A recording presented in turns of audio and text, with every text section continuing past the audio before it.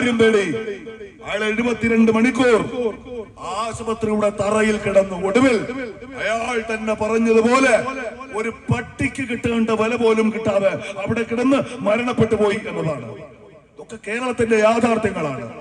സമയക്കുറവ് മൂലം ഞാൻ അതിലേക്കൊന്നും വിശദമായി കടന്നു പോവല്ല. എന്ന് വെച്ചാൽ സിസ്റ്റം പ്രശ്നത്തിലാണ് എന്ന് അവർ തന്നെ സമ്മതിക്കുന്നു. എന്നാലോ ഞാൻ ആദ്യം സൂചിപ്പിച്ചതുപോലെ കുറെ ചെപ്പടി വിദ്യകൾ, കുറെ നുണകൾ അവർ അവതരിപ്പിക്കുകയാണ്.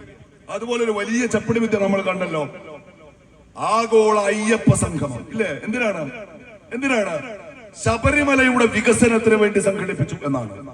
ഞാനിവിടെ ഈ സ്ഥാനാർത്ഥികളുടെ പേര് വായിക്കുമ്പോൾ ഈ നൂൽപ്പുഴ പഞ്ചായത്തിലെ മുസ്ലിം ലീഗിന്റെ ഈ സമ്മേളനത്തിൽ, മുസ്ലിം യൂത്ത് ലീഗിന്റെ സമ്മേളനത്തിൽ ഞാനിവിടെ ഈ കാൻഡിഡേറ്റ്സിന്റെ പേര് വായിക്കുമ്പോ ഞാൻ ശ്രദ്ധിച്ച ഒരു കാര്യം, ആ സ്ഥാനാർത്ഥികളുടെ പേരിൽ ഈ നാടിന്റെ ഒരു ഡെമോഗ്രഫി ഉണ്ട്.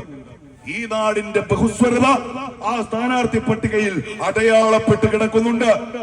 ഏതെങ്കിലും ഒരു വിഭാഗത്തിൽപ്പെട്ട മനുഷ്യരല്ല, എല്ലാ വിഭാഗത്തിലും പെട്ട മനുഷ്യർ ഒരുമിച്ച് ജീവിക്കുന്ന, ഒരുമിച്ച് രാഷ്ട്രീയം പറയുന്ന, ഒരുമിച്ച് രാഷ്ട്രീയം പ്രവർത്തിക്കുന്ന ഒരു പ്രദേശം.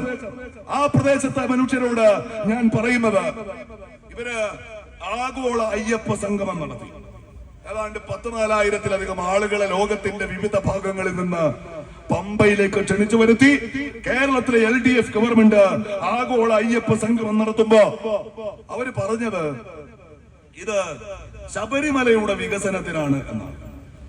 ഇന്നത്തെ ദിവസം ആ ആഗോള അയ്യപ്പ സംഗമത്തിന് ശേഷം ഈ രാജ്യത്തെ ഏറ്റവും വലിയ വർഗീയവാദി എന്ന് നമുക്ക് കണ്ണും പൂട്ടി വിളിക്കാൻ കഴിയുന്ന ഇന്ത്യയിൽ RSSകാർ അവരുടെ അടുത്ത പ്രധാനമന്ത്രിയായി ഉയർത്തിക്കൊണ്ടുവരുന്ന നെറികെട്ട വർഗീയ രാഷ്ട്രീയത്തിന് ഈ രാജ്യത്ത് പേരുകേട്ട യോഗി ആദിത്യനാഥിന് അയാളുടെ സന്ദേശം ബഹുമാന പുരസ്സരം കേരളത്തിന്റെ ദേവസ്വം മന്ത്രി വായിച്ചു കേൾപ്പിച്ച ആ ചടങ്ങ്, അത് കഴിഞ്ഞ് ഇന്നത്തെ ദിവസം CPM-ന്റെ ഒരു മുൻ MLA, നമ്മൾ മനസ്സിലാക്കണം, CPM-ന്റെ ഒരു മുൻ MLA, പത്തനംതിട്ടയിലെ പഴയ ജില്ലാ സെക്രട്ടേറിയറ്റ് മെമ്പർ, ഈ കേരളത്തിന്റെ ദേവസ്വം ബോർഡിന്റെ, തിരുവിതാംകൂർ ദേവസ്വം ബോർഡിന്റെ അമരത്തേക്ക് CPM നിയോഗിച്ച ഒരാൾ നമ്മൾ സംസാരിക്കുന്ന ഈ നിമിഷം അറസ്റ്റ് ചെയ്യപ്പെട്ട്, റിമാൻഡ് ചെയ്യപ്പെട്ട് ജയിലിൽ കിടക്കുകയാണ്. ഇന്ന് ഞാൻ മറ്റൊരു പ്രസ്താവന വായിച്ചത് രാഹുൽ ഈശ്വറിന്റെ പ്രസ്താവനയാണ്. എന്താണ്?